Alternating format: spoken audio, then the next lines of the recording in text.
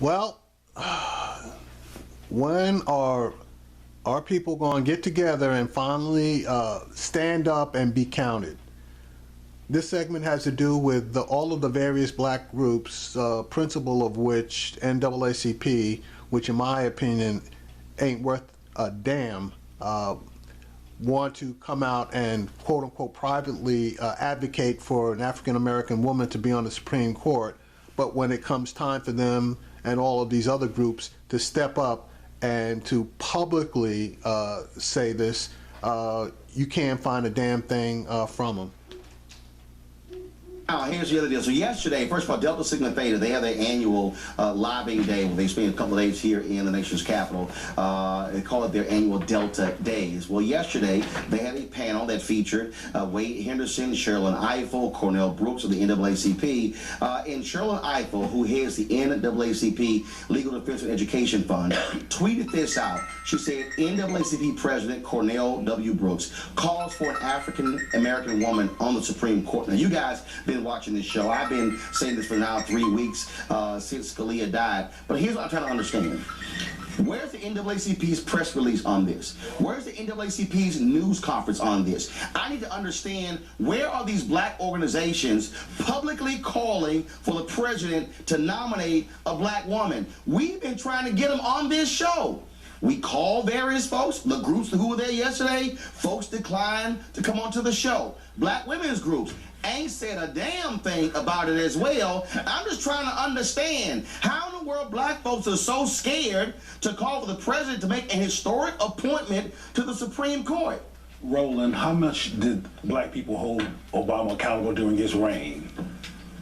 No, almost never. Here's what I'm saying. But if you're going to stand before thousands of women at Delta Days and call for it, okay, Cornell Brooks, call for it publicly. Exactly. Hold a news conference. Black people don't want to offend Obama and do anything that's going to look like they're being oppositional or challenging of Obama.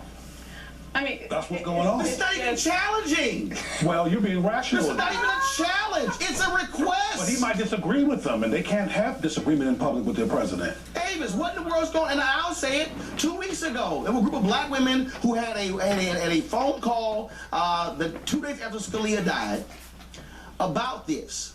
A letter was put together. I talked to several of the women who said, put my name on it. The Black Women's Roundtable, led by Melanie Campbell, they're over this. I've been asking, where's the letter? Melanie tells me there's no letter. I'm like, Melanie, come on, there's a letter. Now, Avis, you on the call. What's going on?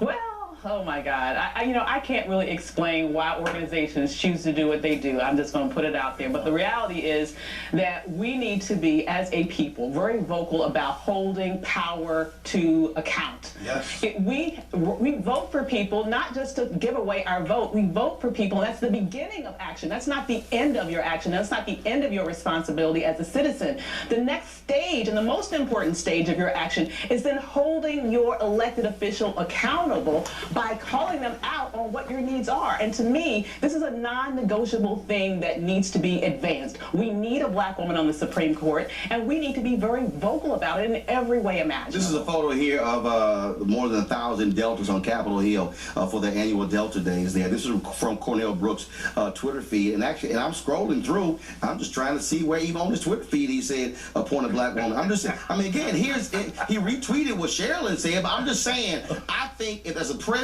and CEO of the NAACP, you can bring significant heft and power if you stand up at a news conference and publicly call for a black woman to be on the Supreme Court. Well, here's one thing I would say. I would be surprised if let's just be very honest. Black organizations typically, when they frame issues around blackness, they don't typically put black women at the center of their agenda. Women's organizations, when they frame issues around gender, they definitely don't put black women at the center of their agenda. That's why, quite frankly, I was shocked to see that tweet, because to me, that's a little bit of advancement. I wasn't even expecting that much, to be perfectly honest, from a traditional civil rights organization. But if you're going to go there strong, go there all the way. Just frankly pandering in front of a room full of black women isn't enough. Let me say this real clear, okay? Put a camera here. Here. Avis was totally on point on both of her comments.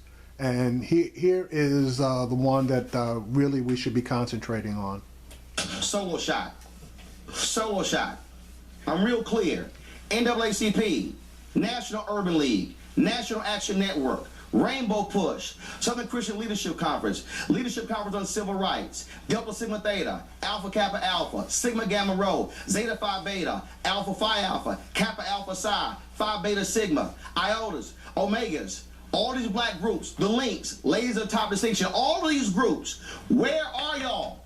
This is a moment where you have literally less than a year of a black president in the White House. We've had 2 black men appointed to the Supreme Court. The president has appointed an Hispanic woman and a white woman to the Supreme Court. Why won't these organizations, all of you, publicly call on this president to appoint a black woman? How hard is it to send a tweet? How hard is it to issue a press release? How hard is it to hold a news conference? If you talk about your leaders in the black community, this is the time for you to stand up and lead. As Dr. King said, now is the time.